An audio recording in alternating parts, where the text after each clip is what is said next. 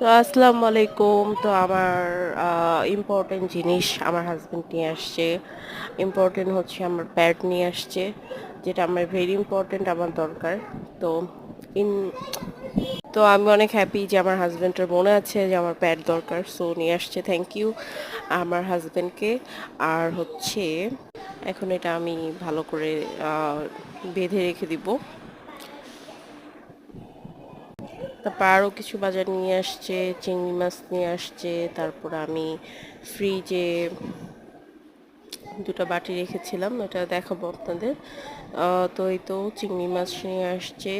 আর হচ্ছে আর দুধ, হ্যাঁ দুধ নিয়ে আসছে একটা। আর হচ্ছে দুটো বাটি রেখে দিয়েছিলাম আমি ফ্রিজে, এটা ইম্পর্টেন্ট। আর এটা হচ্ছে আমাদের মাছ, সবজি, যেগুলো আমি রাখছি ওগুলো।